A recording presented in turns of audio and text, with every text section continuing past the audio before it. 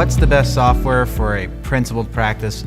Well, what I want to talk to you about today is what not to do when you're looking for software. My name is Dr. Brian Capra. I'm the president and co-founder of Genesis Chiropractic Software and Billing Network. And so I want to make sure that there's really three big mistakes I see doctors make all the time. And number one, simple, you would think they wouldn't do this, but they rush.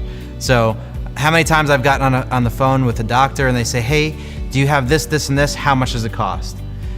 And I kind of blown away, because we're talking about your business, and your business is about your livelihood and your entire career, and you're making a decision that you should only have to make once, and you definitely don't want to make this decision and make a mistake being stuck in a situation where you have a software that actually doesn't fit your practice or is not congruent with your goals or your principles, which we're talking about principal cash here, or what you're really trying to accomplish here with your practice.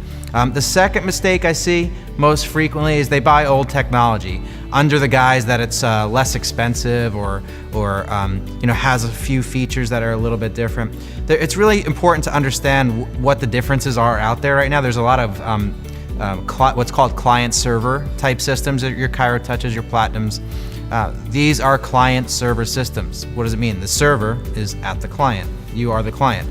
The server sits in your office. That means the software is on that server, and that means you have to put the software on every computer in your office and network all those computers to that hardware, to that server, excuse me.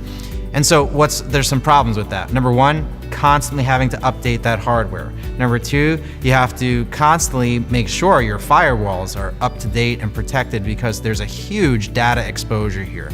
This is actually the biggest exposure for data for you that there is out there in the market to get a client-server system. It could cost you tens of thousands of dollars actually, and you're not an expert in data and data security. So if your internal network gets breached because you have a client-server system, it's your responsibility, as opposed to having your system in the cloud where it's no longer your responsibility, because that cloud-based system has HIPAA compliant measures and firewalls already put in place, right?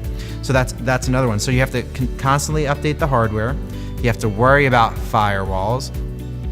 But another one is that the technology is old, meaning that when you have a client-server system, the technology or the language that the software is built in is a snapshot of the day that software started getting built. So what do I mean by that? Imagine we were still reading and writing in hieroglyphics. It's just a limited language. It's much harder. It takes longer to write. You imagine now we're in emojis, right? It's almost back to hieroglyphics, but there are limitations to the language. So when you have a software built in old language, what they can do with that software in terms of integrations and new functionality and all these things, it's just old.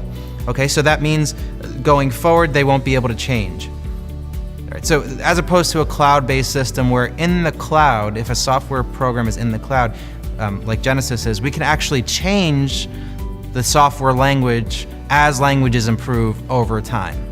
So that means our capabilities are new, the functionality, the things we can do with the software, the integrations we can do. You've seen the differences and the changes that are happening online, just in the last 5 or 10 years, right? Well, those changes are due to new languages, new functionality. Client-server systems are just old, outdated, and they won't be able to keep up with the new things that are going to be coming out. So those are a lot of the things that have to do with old technology. Cost you more in hardware, a lot more data exposure, a lot more compliance exposure, and you're gonna wind up with a system that's ultimately limited. And this is a lot of times why they want to sell you a software for a very low price today, because in the future it won't be worth anything anyway. Okay, so and the biggest mistake, the number one mistake I see happen with buying technology or buying a software for your practice is looking at it as an expense.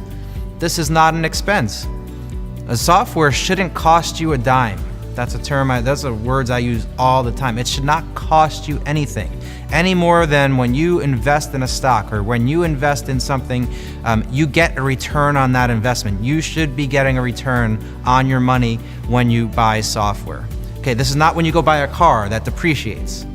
That's not what your software should be today, in today's day and age. Now, why don't other software companies, what do they typically do? You get on the phone, they want to show you lots of features and show you a contract, and you sign, you buy this thing, and you're in.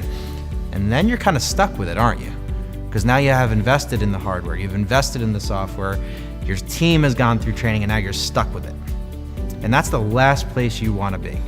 As opposed to this, one thing Genesis has done over the years is we're in the cloud, right? So we've been able to analyze data across thousands of users. So we know, for example, when you use the things that are unique to Genesis, and we'll talk about what those things are, but for right now, just the terminology, single point management, I'll talk to you about what that means later on. It's a totally different fundamental shift in how technology is used to manage your patient experience, not your practice. Single point management is a fundamental shift in how technology is used to manage the patient experience, not your practice. So anyway, back to return on investment. Your software or your technology, what you're going to invest in right now, you should see a return on your patient retention, your compliance, your revenue, obviously. You should see all those things increase with a decrease in the amount of time it takes you and your staff to do what you do today. And it should be guaranteed, and you should be able to see that, and you should be able to quantify that. We talked with Fred, if you've seen that video, we talked about quantifying retention. This is the one thing, if you just did a few little things with software, your retention would increase, right? So one thing we can do is we have data across thousands of practices, some extremely successful practices, where we can actually look at your practice, where you are today, look at your numbers, your revenue, your retention, your compliance, look at some of those things, look at your staff, how much do you pay them, look at how much your accounts receivable is, plug them in, find out what you're thinking about buying, what software, and plug in the cost of that software and the hidden cost of that software. And you'll see side by side with Genesis compared to either what software you're on or where you are right now, or what you want to go to compared to Genesis, an actual return on investment, 1 year, 5 years, 10 years. And a lot of times we find that's in the thousands of dollars, just in money, but also tens of days. So sometimes it's 10, 20, 30 days of your life back that you would have otherwise been spending in your practice. And what do you do with the extra money, the retention, the better compliance, the peace of mind that comes with that, and now more time? Well, that's up to you. But software should never cost you a dime, so don't make that mistake. Now, we call that analysis a dream practice analysis. It's kind of like an x-ray of your practice where you can actually prove a before and after with Genesis. And there's a reason why other software companies don't do that. They just don't have those numbers. They're not thinking about that. They're thinking about a quick sell, getting you stuck in there so that you can't make a change.